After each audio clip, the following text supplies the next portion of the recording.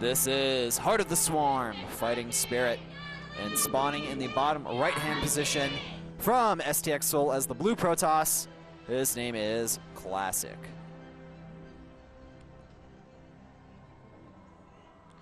His opponent spawning on the bottom left position as the red Protoss. His name is Bisu, playing for SK Telecom T1. Indeed it is. Bisu, this is his chance to prove himself in Heart of the Swarm as someone who can get a win in all matchups. Classic, he has 2 wins as well. He's recently converted to Protossism, the Protoss religion. Just kidding, guys. He's only a Protoss player, but he has been doing, I feel, a lot better than Terran. I guess this may be his true calling as far as races go. Yeah, head-to-head, Bisu is up against his opponent Classic, but that was back in Brood War when it was a PBT. Now, when it comes to Stracraft2, Bisu's PvP has not been fantastic, 0-2. And those 2 matches he actually lost earlier in the game or had a disadvantage and carrying through the whole game.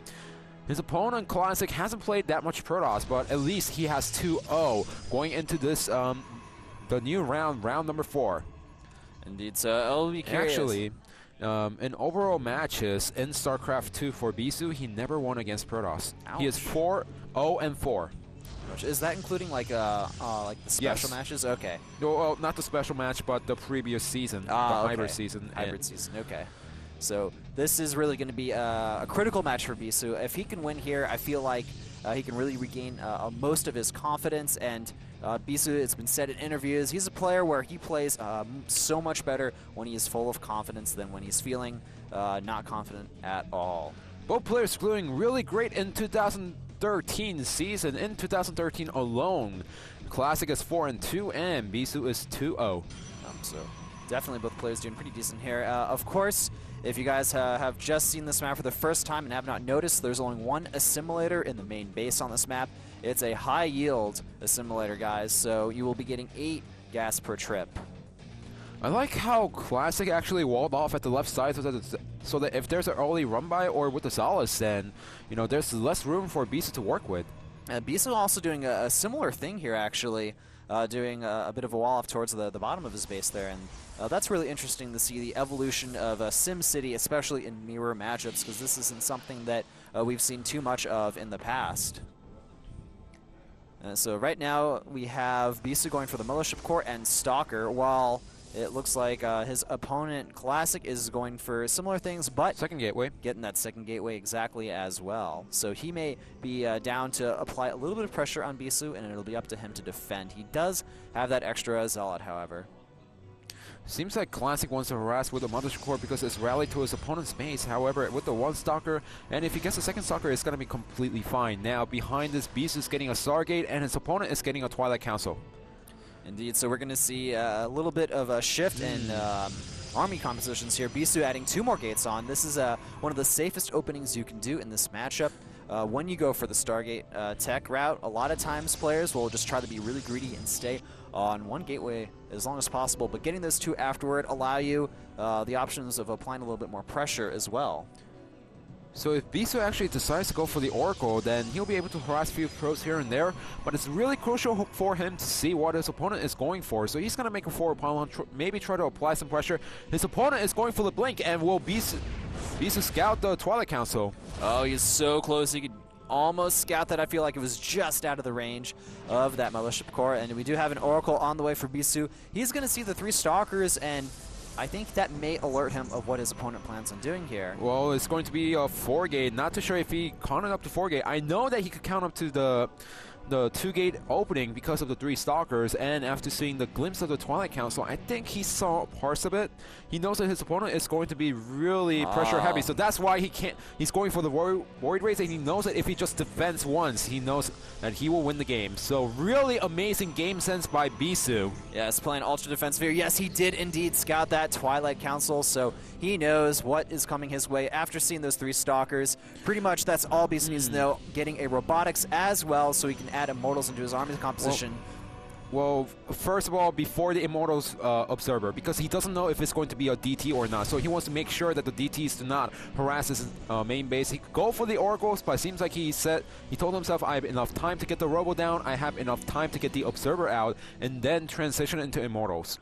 So I love that. Oh, look at this. I think Classic's going to go for an expansion here. And, oh, waiting to kill off that probe just to be safe here. So Classic, he has a lot of minerals. There we go. The expansion does go down. Blink is completed here as well. So we will be seeing a little bit of pressure from Classic, but this is not all in by any stretch. Bisu is waiting to check when these Stalkers are out of position. So now Classic is going to try to contain its opponent as much as possible. But Bisu, with his Oracle, he could actually deal a lot of damage if Classic is not being careful around the map. All right, and Force Field going down preemptively just to make sure that the Stalkers... Look at this, though. Bisu sending a Zealot in the main base here. Going to get a good scout off with that. And the Oracle, Bisu's ready to use it here, but I guess he's not going to use it just quite yet, but it is there ready, gathering energy and just scouting with that Zealot. He knows exactly what his opponent has. This was really smart play by Bisu, so let me explain this. What Bisu was trying to do is actually draw out the remaining units and draw out the Nexus Cannon with the single Zealot, but it's not going to work out. The Stalker is going to go for the Oracle, but gets out just in time. Oracle only getting one kill there, and now with the Immortal, Bisu's pushing back his opponent here. Will he go for the expansion? Is he going to go for the just strike at his opponent's base? But look at this, the Blink Stalker's going to Bisu's base. This could be a humongous mistake from him if he's not careful, but... He does have the Nexus Cannon. He has the Nexus Cannon, he has a few proxy pylons here, and oh, nice Nexus Cannon defense. The Stalkers are going to back out, and Classic is now in a very awkward position here. Well, same for Bisu, but Bisu is going to be able to hold on for a little longer because he has 200 energy on the Mothership Core, while Classic used the cannon in the main base and at the natural. So Bisu will be able to defend a little bit longer here, and is he going to go in for the attack? No, not going to go in there with that Oracle, but in the main base, or sorry, at the natural. Look at the Stalker count there, absolutely enormous. Nexus Cannon, focus firing down one of those sentries, but not both, is able to take out some units there, and Bisu's in dangerous position of getting sandwiched here. He needs to make sure the Void Ray does not get taken out, but nice blink by Classic, takes it out, and the Immortal also gets sniped, so it seems like Classic actually has more Stalkers than his opponent, and having the blink is more advantageous. Having the blink is really nice for Classic. Things are just looking absolutely terrible for Bisu right now. He does not have an expansion up at all. He just lost his main army. Getting sandwiched was pretty much the worst thing actually that could have happened to Bisu there. And the Oracle unable to do any damage as well. Classic showing a very good understanding of this matchup. And as time goes on, Bisu is going to be so far behind because his opponent already has 2 Nexuses. So what Bisu has to do is try to get as many units out once again and then try to go for a counterattack and win the game with one final push. Yeah. And the Oracle is going to play a crucial part. He needs to slowly annoy his opponent and pretty much put him out of position in order to make the attack work. But the attack's going to come, pretty late. Bisu is going to need perfect reactions here. Uh-oh, no force field's going down. There's a forward blink going down on one of the Immortals. That's going to go down. The second Immortal will fall very soon as well here. Nexus Cannon going down, but I feel like it's just simply not enough for Bisu. His units are getting overrun here, and now the Stalkers are in the main base. I feel like this is going to be it, even if Classic doesn't kill Bisu right now. I mean, Bisu doesn't have anything anymore. The supplies are 33, the 59 right now as well.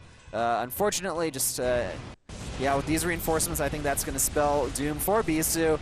As the Immortal goes down, the Nexus will go down. That's going to be it. GG.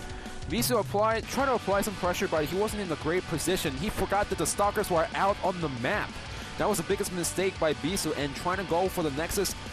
Yeah, he pretty much forgot about it because if he realized that the Stalkers were out on the map, he would have actually, not go for the Nexus. Instead, go for the Stalkers first and then try to pressure, because once you get into that small choke on Fighting Spirit, it's easy to get sandwiched from both sides, especially if your opponent has to blink. Indeed, the blink sandwich, that was just... Bisu could not eat enough of that sandwich. It was just too large for him. But Classic also playing really solid throughout the whole game, keeping his composure, and even after seeing the Immortal Void Ray composition of his opponent, he just stays so solid throughout the whole game, and I have to say, Protoss suits him better than Terran in StarCraft2. Definitely. Classic, this guy, he's a Protoss player, man. He wasn't amazing as Terran, but as Protoss, I think this guy is actually pretty decent. So currently, score is 1-1, both teams tied.